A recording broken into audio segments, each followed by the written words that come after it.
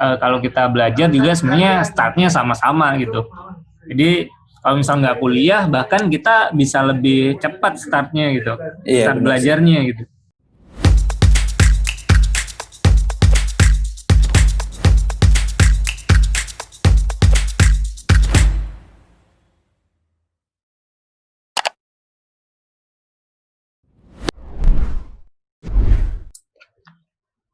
Oke, halo teman-teman, balik lagi bareng gue Reza Rizky Kurniawan.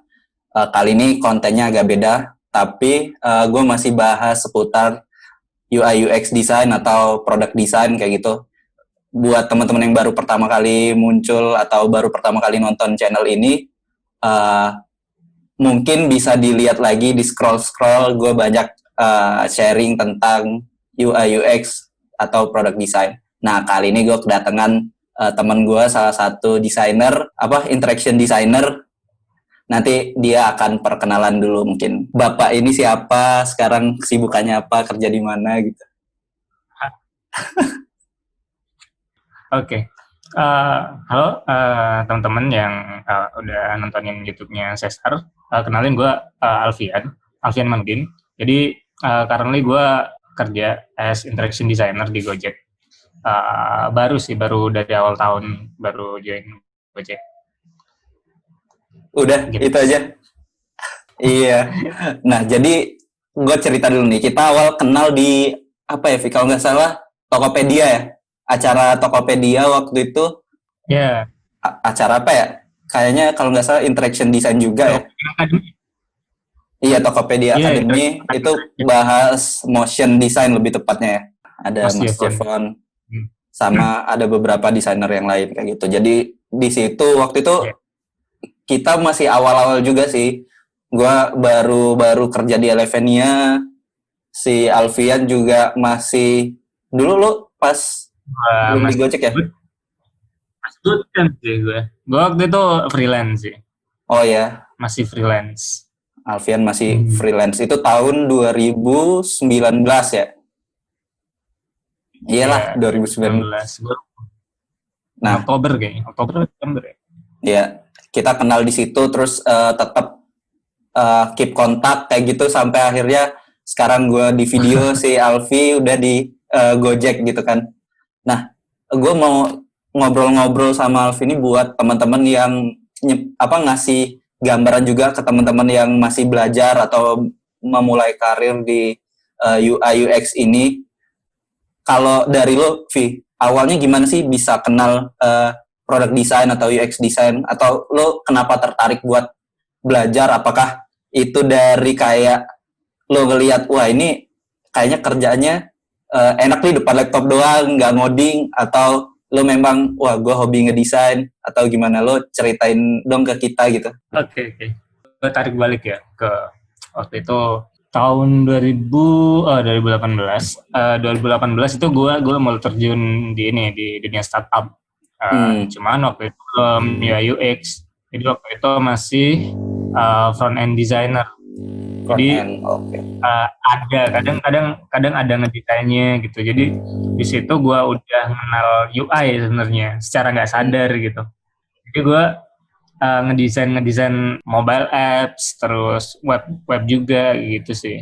Nah, terus sampai akhirnya gue tuh awal mula bener-bener pengen serius terjun di UX gara-gara ada event ini workshop waktu itu di UXID Kediri waktu itu. Jadi waktu itu gue kerja di Surabaya front end, terus ada event itu gue bela-belain datang ke Kediri waktu itu buat ikutin workshop gitu. Kebetulan ngisi anak-anak tiket waktu itu. Tapi rumah lo jauh ya dari Kediri gitu? Jauh, 3 jaman kayaknya, 3 jam lebih dikit. Lumayan tuh. Ya terus. Ya gitu, gue bayangin aja gue berangkat subuh anjir. Terus? Berangkat subuh sampai jam 7, jam 8 kayaknya sampai sana. Dan acaranya itu jam 10-an, jadi gue datang lebih awal gitu. Nah, dari sana, after event, gue bener-bener dapat insight banyak tuh dari apa itu UI, apa itu UX. Terus dari sana ternyata UX ini bisa ngasih impact ya ke orang, kita bisa nge-solve problemnya user gitu. Jadi kita bisa apa ya, bisa ngasih manfaat lewat produk yang kita bikin gitu sebenarnya. Nah, dari sana udah mulai tertarik, itu ketertarikan yang pertama. Yang kedua tuh waktu itu kan front end. Nah, pas dikenalin UX ini, aku mikirnya kayak si UX ini nantinya, ini waktu itu ekspektasi ya, kalau bakal terjun di UX, pasti case-nya bakal banyak nih, nggak itu aja, nggak monoton kerjanya gitu. Itu alasan kedua. Terus yang ketiga itu udah ini sih, udah nggak bisa apa ya, gue udah nggak bisa ngejar ini lagi sih, front end development. Itu udah mentok di sana, jadi front end gue tuh bukan yang ke apa ya, ke teknologi kayak main JS atau apa. Gue lebih ke apa ya, ngedesain landing page gitu, terus tampilan dong gitu ya, CSS basic gitu ya. Iya, jadi nyebutnya mungkin front end designer ya kalau dulu ya. Gitu. Iya, jadi lebih ke sana sih. Berarti kalau bisa gue simpulin tadi, yang pertama lo tertarik dengan solving problemnya, terus yang kedua tadi setelah ikut workshop itu nambah tertarik nih dengan dunia UI UX, dan yang ketiga berarti lo kayaknya ini lebih asik nih daripada gue maksain di front end gitu ya. Iya, jadi iya lebih asik dalam artian case-nya bakal macam-macam gitu yang bakal kita solve.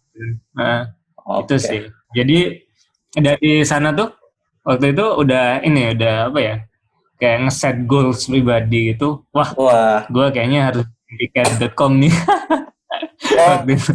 Emang ininya ya, emang udah goals ke tiket gitu ya.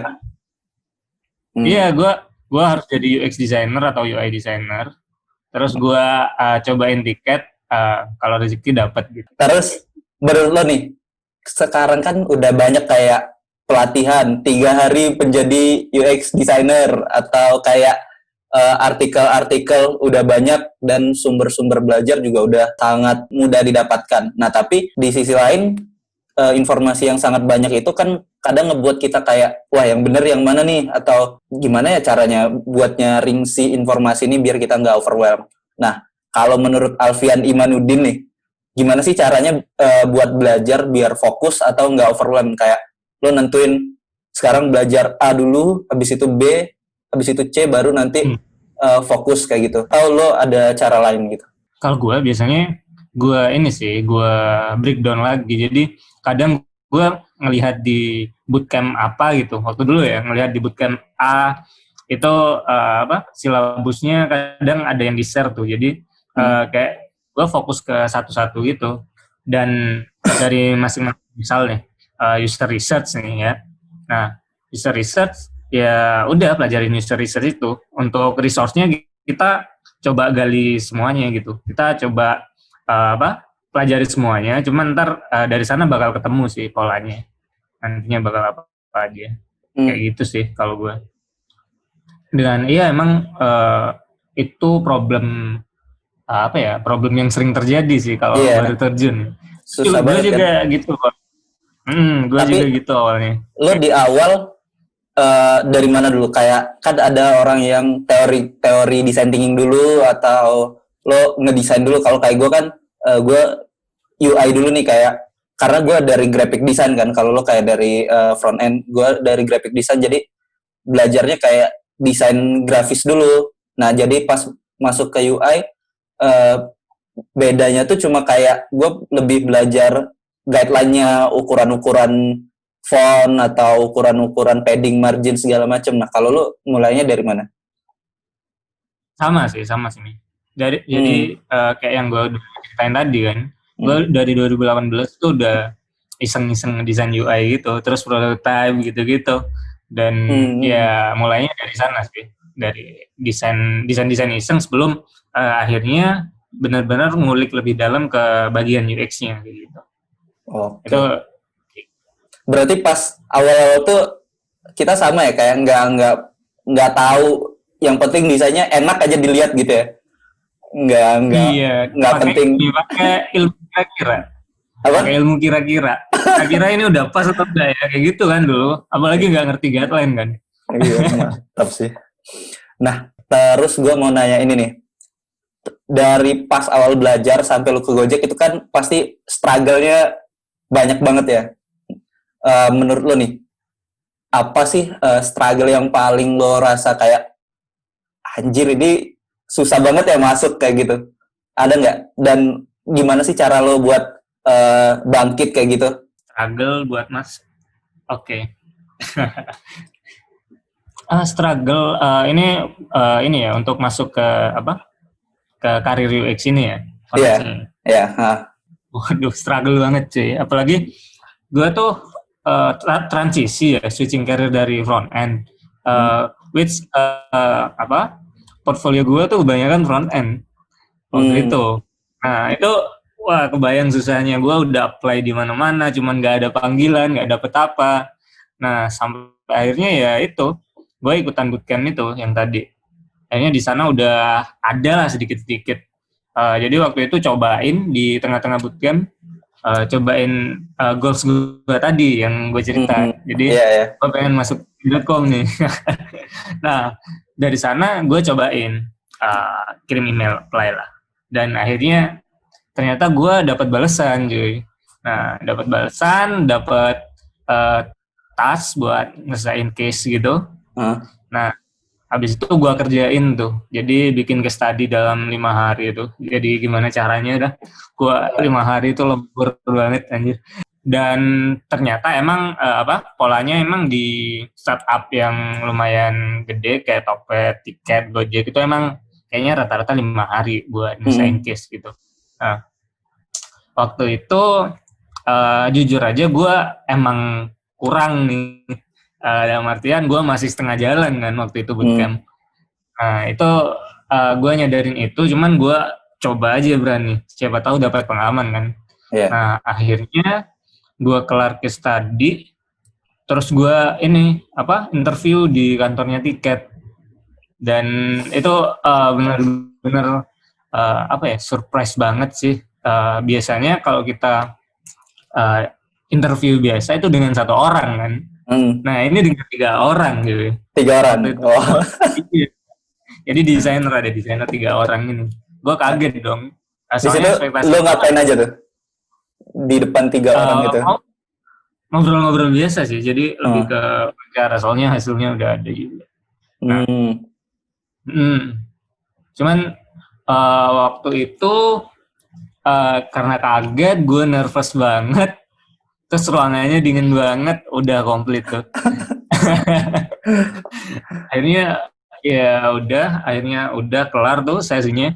Bentar kok sesinya. Habis itu pulang kayak gue udah ngerasa kayaknya nggak dapet deh. Kayak gitu sih. Oh iya. Itu pelajaran. Iya itu sakit sih anjir.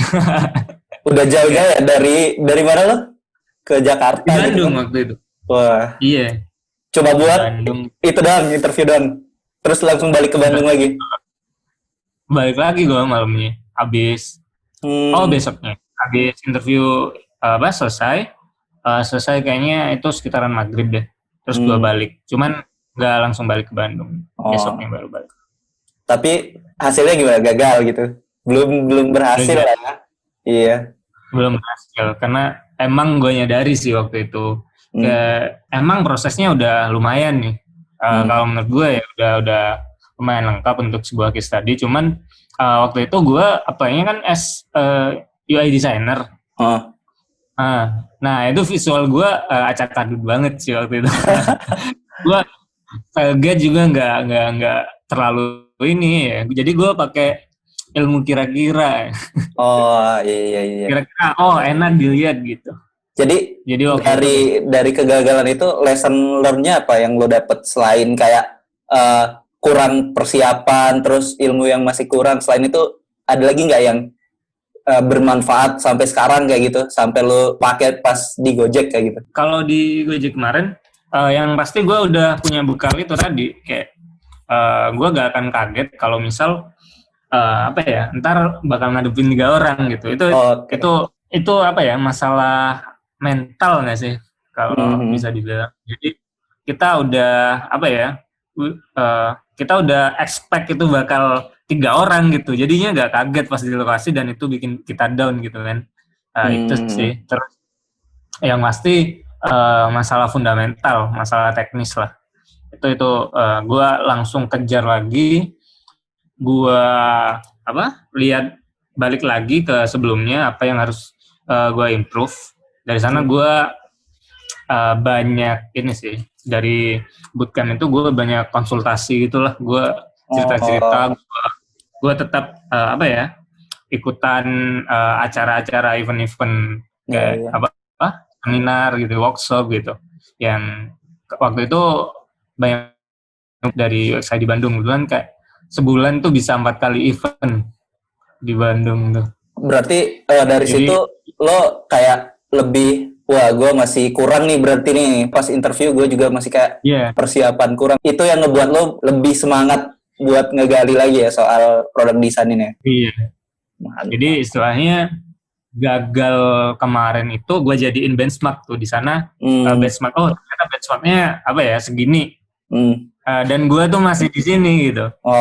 Gimana gue ngejar lo jadi itu tahu ya apa yang mesti lo kejar. Lo udah bisa misalnya kayak betul.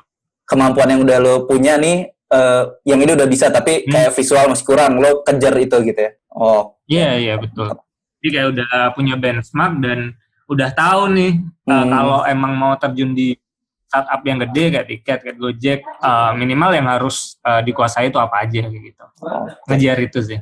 Mungkin lanjut, gue pengen nanya ini sih, kalau pas lo setelah ke Tiket gitu, gimana sih ceritanya lo bisa masuk Gojek, dan mungkin ada nggak sih kayak insecure gitu atau kesulitan apa yang lo dapet, entah itu pas tes atau ketika udah masuk gitu, boleh diceritain dong? Oke. Jadi gue tarik ini ya, kalau gimana gue join Gojek, gue tarik lagi ke awal November 2019. Waktu itu Gojek ngadain yang namanya Gojek Design Keliling. Jadi itu event buat Gojek Design ini sharing, sekaligus mereka cari talent gitu di daerah-daerah. Dan kebetulan waktu itu event yang pertama itu diadain di Bandung gitu. Di Bandung. Dan gue juga sempat ngajakin lo kan waktu itu. Iya. Acara di Tokped itu kan. Iya. Nah itu. Gue udah kerja itu Pak. Gak bisa jadi. Makanya sampai pas ada event itu gue daftar, cuman gue gak ada niat buat apply sebenarnya. Pas awalnya. Pas awalnya gitu. Jadi gue nggak expect banyak lah, soalnya gue baru gagal gitu, gue masih ngejar benchmark gitu. Nah, habis itu gue coba daftar, ternyata dapat yang namanya silver ticket. Apa tuh silver ticket? Nah, silver. Oke, jadi ada 3. Jadi ada bronze, silver sama golden. Jadi bronze ini dia bisa datang ke acaranya, ikut acaranya gitu kan. Nah, untuk yang silver dia dapat kesempatan presentasi portfolionya. Nah, terus yang gold ini setelah selesai presentasi dia bisa lanjut ke case study kalau dapat gold ticket ini, golden ticket. Gitu. Okay. Berarti lo langsung ini ya dapat kesempatan buat nge-share portfolio lo gitu ya? Iya, nge-share terus juga. Gitu sih. Jadi waktu itu gue dapat silver ticket. Gue nggak persiapan banyak sih, Lo nggak ngasih persiapan khusus untuk Gojek, tapi lo selama itu kayak lo belajar aja terus gitu ya? Karena gue nggak set expectation. Akhirnya gue nggak aja kan. Akhirnya gue pakai portfolio yang gue pakai di Tiket waktu itu yang case study itu. Nah itu yang akhirnya gue pilih waktu itu. Cuman nggak itu doang sih. Jadi ada case study itu yang paling utama yang gue present. Terus ada dribble juga gue present kalau itu eksplorasi yang udah gue bikin gitu-gitu. Terus ada project freelance itu gue share gitu, kayak gue presentasi gitu. Dan semuanya itu dilakukan dalam interview itu pakai bahasa Inggris gitu. Wah. Nah kebetulan gue juga kayak oh ya udah gue udah lumayan lah karena gue kebiasaan open mic main Dota waktu itu. Oke. Jadi kebiasaan ngomong bahasa Inggris. Ya. Ternyata Dota membantu gitu. Iya. Ada peran Dota di dalam karir Anda ya, Pak. Iya, lanjut. Nah dari sana udah presentasi waktu itu. Akhirnya dapat golden ticket. Gue dapat kesempatan buat case study di kantor Gojek di Jakarta gitu. Nah itu udah akhirnya gue presentasi akhirnya gue case study di Jakarta. Nah case study sama interview itu ya gue nggak kaget karena di sana ada benar-benar 3 orang sama persis gitu. Oh, sama 3 orang. Iya. Lanjut. Sama persis 3 orang. Jadi since gue gue juga udah expect kan, paling 3 orang beneran gitu. Jadi gue nggak kaget. Terus no pressure juga, gue lebih pede karena udah melalui step itu sebelumnya gitu. Jadi gue no pressure, kayak ya udah gue present aja, gue discuss aja sama anak-anak pendidikan. Jadi karena mungkin itu, lo juga nggak berekspektasi lebih gue harus diterima kayak gitu ya. Lo kayak round aja gitu ya. Iya. Gue nggak fokus ke gue harus terima enggak. Jadi gue fokus ke saat itu gitu. Gue lagi ngapain, gue lagi study, gue lagi discuss. Ya udah gue fokus di sana, gue maksimalin di sana gitu. Oke. Jadi waktu itu ngalir aja, gue discuss. Jadi case study itu lebih banyak brainstorming sih waktu itu di sana. Sampai akhirnya ngehasilin ide dari case yang udah ini ntar dibawa pulang gitu. Jadi ntar dibawa pulang, terus dibikin UI-nya sama interaction-nya gitu-gitu sih. Sampai akhirnya gue presentasi, udah sampai akhirnya sampai offering dan lain-lain. Gitu sih. Perasaan lo gimana tuh waktu dikasih tahu bahwa lo dapat offering nih dari Gojek? Lo kayak kan tadi zero expectation ya, tapi pas lo dapat itu setelah struggle lo yang kayak gagal di tiket dari Bandung Jakarta terus nggak diterima gitu kan, itu gimana? Yang pasti seneng banget. Soalnya meskipun tujuan gue itu tiket, ternyata dapat Gojek gitu. Iya. Gimana ya, rezeki ternyata gitu. Iya. Soalnya selama hiring proses pun gue ngerasa nggak ada kesulitan apapun gitu. Gue lancar-lancar aja gitu. Terus jadi gue seneng banget pas dapat offering, apalagi dengan perusahaan segede Gojek ya. Yang waktu itu gue sempet pas interview, gue ngomongnya kan unicorn. Terus di final ternyata Dekakon gitu. Dekakon, iya. Bener sih. Itu. Nah, terus setelah lo masuk Gojek, lo kan as interaction designer ya.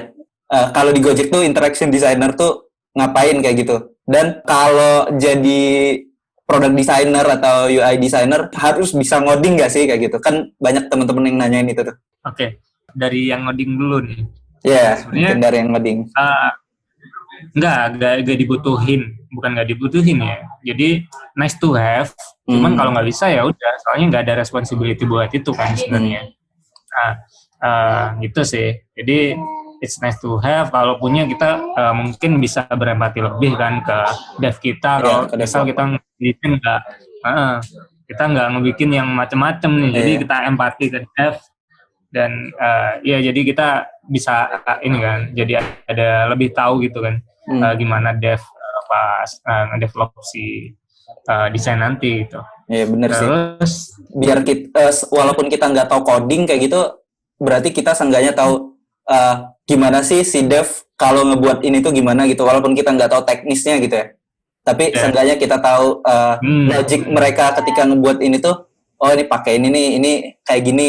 Walaupun kita nggak tahu teknisnya, biar lebih ketika kita ngebuat, kita mikirin dev juga kan, dengan pace yang cepat gitu, gimana kita ngebuat UI yang sesuai requirements dan juga sesuai kebutuhan user, mungkin gitu kali ya, kebutuhan codingnya.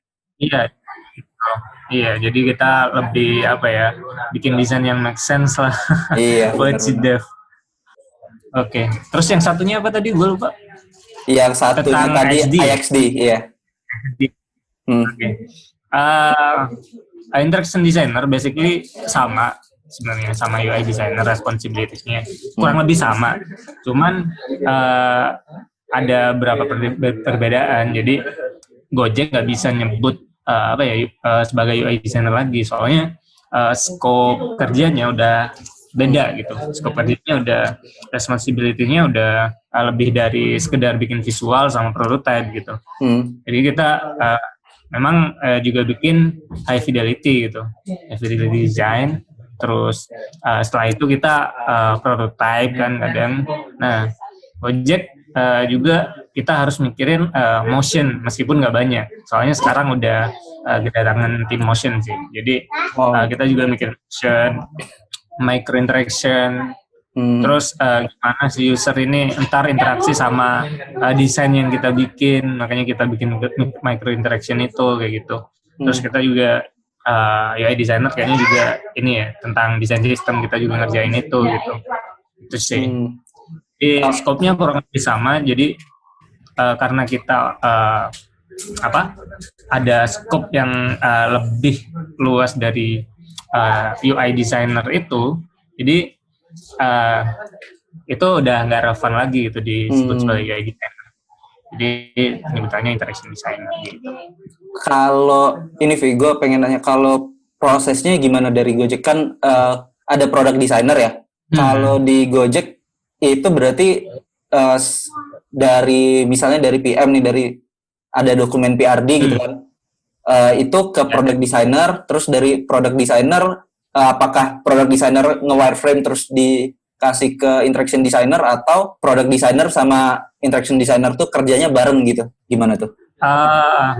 Nggak harus ini sih. Jadi product designer sama PM kan punya PRD, terus sampai itu kelar, sampai udah ada wireframe kan, sampai ada workflow, itu baru interaction designer masuk nih. Nah, interaction designer masuk, setelah itu ngedesain hi-fi, dan kita nggak perlu niruin si wireframe-nya gitu. Kadang kita bisa propose something gitu di tengah jalan. Jadi misal ada ide ini, ternyata ide ini kurang pas nih, ternyata ada ide yang lebih baik, itu bisa kita propose juga. Jadi di tengah jalan kita juga sambil discuss gitu. Jadi pasti akan ada meeting di sela-sela itu sih, antar PM, PD, product design sama interaction designer gitu. Berarti sama dan kalau researcher di Gojek juga dia kerja barengnya sama PD gitu ya. Terus dari PD lebih banyak kerja bareng sama IXD gitu. Oke. Researcher jadi dia misal nih dia kan kerja paling dekat sama product design sama PM. Nah, desainer juga bisa bisa involve di sana dengan jadi observer biasanya kalau si researcher ngelakuin konsep testing atau UT. Jadi nggak membatasi itu sih. Jadi kita bisa bisa ikutan juga di desain prosesnya. Gitu. Mantap. Nah, mungkin terakhir nih ya kali ya. Lu lulusan SMK gitu ya. Nah, gue pernah ketemu beberapa teman atau adik-adik kelas yang SMK gitu, atau yang kayak gue bukan lulusan DKV kayak gitu. Itu kan kayak pasti ada lah ya insecure dari diri kita, kayak wah gue ilmu desain gue nggak sepaten teman-teman yang lulusan DKV atau lulusan human computer interaction gitu kan.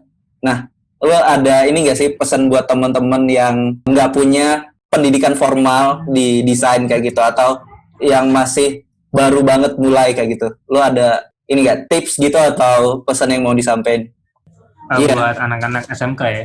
Ya bener. Yang ini ya, biar nggak insecure, nggak minder, terus ya. Jadi paling kalau aku mau ngomongin di era industri 4.0 sekarang ini, apalagi di startup ya, kita nggak ngomongin kalau kita ntar ke BUMN atau apa, soalnya beda lagi. Nah, sekarang eranya kayaknya emang udah bener-bener nggak ngelihat ijazah sama sekali. Jadi jangan pernah malu sih dengan misal gue nih lulusan SMK, jangan pernah mikir kayak gitu. Jadi fokus aja ke apa ya. Jadi kalau kita misal baru terjun, jadi kita set goals aja. Ntar action itemnya apa aja kayak gitu. Jadi kita tetap harus fokus, nggak usah mikir apa ya, insecure karena bukan lulusan di kafe. Sebenarnya sama aja.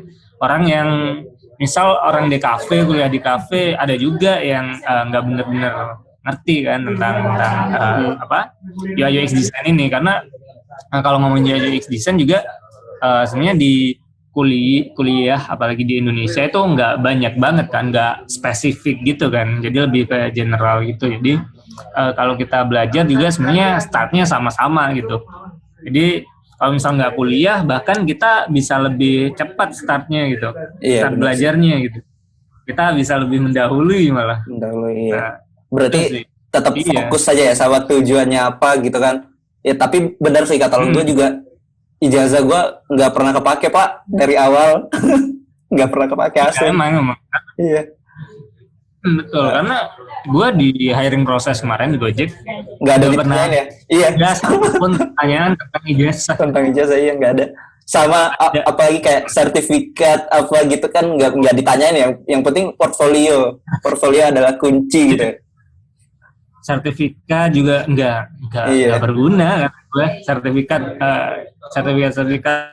misalnya ikut course ikut apa nggak berguna. Yang penting gimana portfolio kita, gimana kita pas misal ada case study sama perusahaan itu jadi itu sih yang gimana kita pegang ilmunya sih. Jadi itu sih. Jadi kalau macam kertas sertifikat ijazah kayaknya nggak kepake di era sekarang, kecuali lo bakal terjun ke plat merah gitu. Iya benar. Oke. Thank you Vi buat ngobrol-ngobrol ya hari ini. Di lain waktu kita bisa sharing-sharing lagi buat teman-teman yang baru mau belajar kayak gitu kan.